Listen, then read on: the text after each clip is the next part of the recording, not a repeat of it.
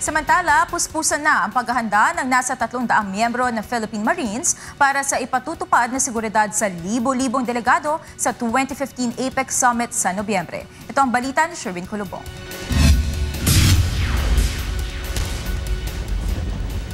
Umaatikabong aksyon ang ipinamalas ng Philippine Marines nang saklolohan nila ang isang lalaki mula sa kamay ng mga kidnappers sa isang beach resort sa Cavite.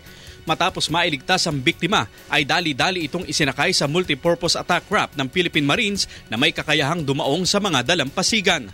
Ang senaryong ito ay isa lamang sa mga amphibious exercise ng Philippine Marines at ng Philippine Fleet na tinawag na Pagsisikap 2015 sa Ternate, Cavite.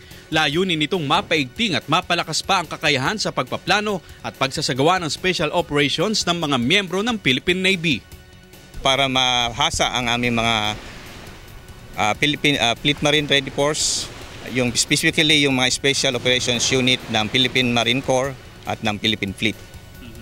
Pinagsasama namin yung kanilang capability para maging coordinated sila, synchronize yung kanilang movement and operation in the conduct of any maritime security operations.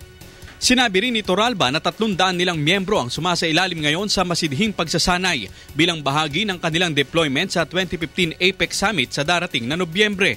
Inaasahang dadalo sa pagtitipong gagawin sa Metro Manila ang mga lider at kinatawan ng 21 bansa sa Asia-Pacific region.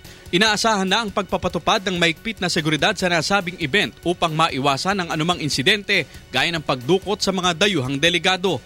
Pwede po kami mag-rescue ng hostage o to neutralize yung terrorist, also to support yung mga vessels in distress in the area. Hindi lamang pang special operations but also for in support to the maritime community at sea.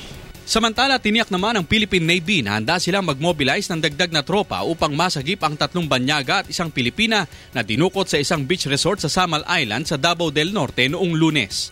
Sherwin Culubong, UNTV News Worldwide.